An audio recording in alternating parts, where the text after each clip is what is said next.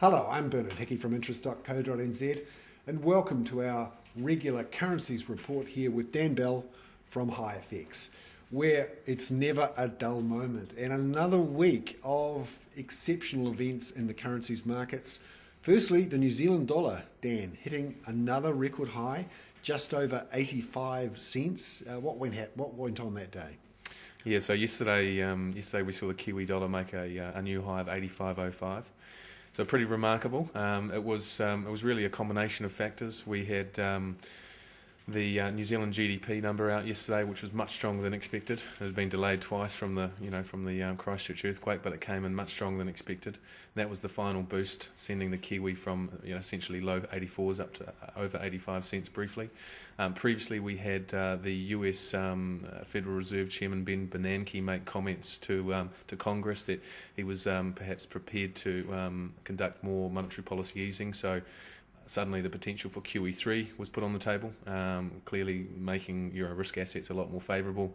And also we had Moody's downgrade the outlook for the US sovereign debt rating. So US dollar weaker, New Zealand dollar stronger. Indeed. And expectations that the official cash rate may be raised maybe a little bit earlier than expected and perhaps a little bit more than expected. So potentially December. That's good for the currency, up. Well, that's right. So, stronger underlying data in New Zealand suggesting that our interest rates will have to go higher. We're currently, the OCR sitting at 2.5%, and market pricing is expecting a rate hike, at least by December. So perhaps even earlier. So we have got some analysts looking at maybe an earlier hike. But time will tell. Obviously, the GDP was a lot stronger than expected, but on an anecdotal level, you talk to the average business person in New Zealand, and I'm not sure if that number is being reflected in the sentiment that I hear out there in the real world. So it should be interesting to see how the further data plays out. The New Zealand dollar also strong against other currencies, the Australian dollar in particular. What's happening there? Yeah, so the Kiwi has outperformed most currencies this week, and it's been a case of better than expected economic data out of New Zealand, some weaker than expected consumer sentiment numbers out of Australia, weaker than expected business confidence numbers out of Australia, and also some weaker than expected announcements from some of the large Australian corporates. So you're seeing the Australian economic news flow being a little bit weaker than expected and the New Zealand news actually being better than expected, the currency pushing up over 78, making a high just under 0.79, which considering in May we were trading down around 73, 73.50 is a reasonable uptrend from those lows. And that's helping to push the trade weighted index up to new multi-year highs, just over 73. Correct, yep. So the trade weighted index very strong, particularly yesterday after that GDP data. But not quite as high as it got back in 2007, and it was up at 76 when the Reserve Bank intervened. So again, no suggestion of intervention from the Reserve Bank?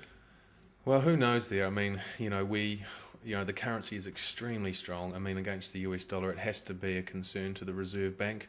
But you have, the rhetoric and the most recent sort of statements from the RBNZ is that, listen, the currency is justified because of the higher commodity prices and the underlying sort of, global demand for commodities. And the Australian, policymakers have been out saying exactly the same thing. Their dollar is very, very strong at all-time post-float highs, and they've been out this week also saying, listen, the Australian dollar is high because of the underlying commodity picture.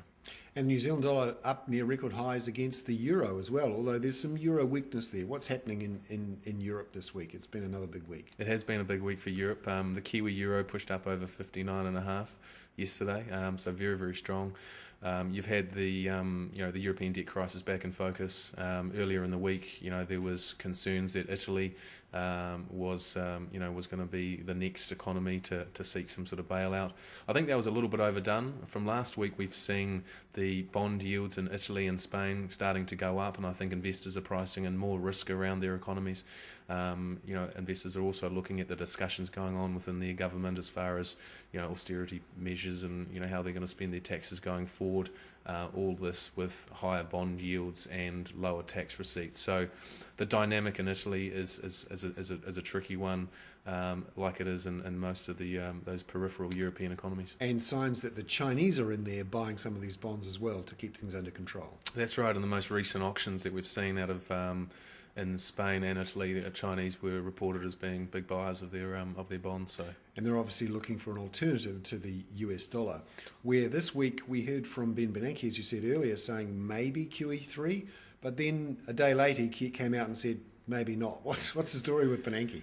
Yeah, he kind of he sort of muddled his words really, because yesterday he was he basically said, listen, he was prepared to do anything that they needed to do as far as monetary policy, but today he's kind of backpedaled on that statement somewhat. If you look at how analysts are looking at his most recent statement, I think you've got a pretty divided opinion out there.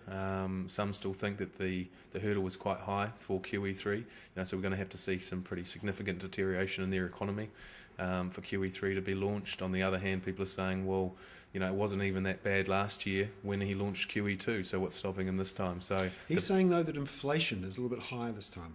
Well, he has, and certainly this morning he was more, if you actually break down his statement and look at how many references he made to inflation yesterday, it was a very small part of his testimony yesterday, but today there was a little bit more of a focus on it. So, taking that on board, perhaps, we're going to wait and see how their inflation numbers come out. But yeah, personally, I still think the hurdle's pretty high for QE3, and at the end of the day, I don't know if it's done enough to warrant, another round of bond purchasing. So. And the other big issue in America right now is this game of big chicken between the Republicans and the Democrats on the debt ceiling. August the 2nd is the key date for when the debt ceiling must be raised or America defaults. How is this debt ceiling debate affecting markets at the moment? So, you've got this underlying uncertainty. I mean, and if you ask most economists or analysts, if the US Congress can't get their act together and raise the debt ceiling, it has huge and devastating consequences, not just for the US but for the global economy. Ben Bernanke said it again last night or yesterday in his testimony that they have to get it sorted and that there are potentially devastating consequences for the global economy. So, at this stage, the underlying sort of market pricing for them not to get their act sorted is quite low, because ultimately, if they don't, we're looking at something quite terrible. Now, as you say, most people think they'll do a last-minute deal. There'll be some sort of fudge at the end, and they'll get over the line. But what actually would happen to, let's say, the New Zealand dollar if they don't, and if there is a default and that terrible thing does happen? Yeah, I was having this discussion earlier today, and so on one hand, if the US lose their AAA rating, you've got billions, trillions of dollars in treasuries and other assets that require a AAA rating. So, potentially you see a lot of money actually flow out of the US. But on the other hand, currencies like the New Zealand dollar, commodity prices, equity markets, they're all leveraged, by the sort of the global market, the global system. So, if the US were to default, or if they were to lose their AAA rating, I'd say in the first case, you have to say all bets are off, and the underlying leverage in the global economy has to be taken out. And when you take bets off the table, that's risk off. People not so keen on risky currencies like That's right. the New Zealand dollar. And so the Kiwi dollar would actually drop.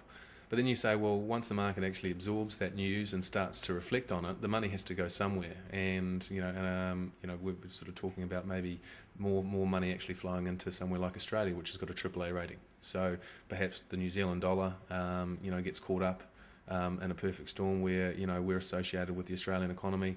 We don't have a AAA rating, of course, but we are the sort of little cousin to Australia. So. Maybe the Kiwi dollar may see a huge sell-off, but then it might actually bounce back. So, you'd see huge volatility and huge swings in the currency markets if they don't get something sorted on the US debt ceiling. One thing sure, no more dull moments. No more. But next week we've got figures in New Zealand on the CPI, inflation, on Monday. How might that affect markets? Well, I think that's quite crucial because you've got a lot of discussion about earlier rate hikes in New Zealand, and I think the second quarter CPI numbers are going to be taken quite seriously. So those are released on Monday morning. Markets expecting second quarter CPI to be plus 0.8%. and I think the RBNZ's forecast for the second quarter was around plus 0.7%. So we're watching that. Hopefully it's not much higher than that, because it starts to bring forward the potential for an earlier tightening cycle from the RBNZ. And then across the Tasman, we've got Reserve Bank minutes later in the week. Yep, so the Reserve Bank of Australia, their minutes were released on Tuesday. Now, quite amazingly, less than sort of a month or 2 months ago, the market was pricing in rate hikes from the Reserve Bank of Australia. In fact, the market's pricing in rate cuts from the Reserve Bank of Australia. Wow. So, the whole outlook for Australia has changed quite dramatically, and a lot of that sort of mixed data that we're seeing. But also to note, we had some employment figures out of Australia which were actually much stronger than expected recently. So there is certainly this sort of two-tiered economy going on there. But the minutes from the most recent meeting are released on Tuesday, so get an insight there. Yes, plenty to happening next week. And never a dull moment in the currencies world. With Dan Bell from HighFX. Thank you very much, Dan, and look forward to seeing you again next week, where we have our weekly currencies roundup. I'm Bernard Hickey from interest.co.nz.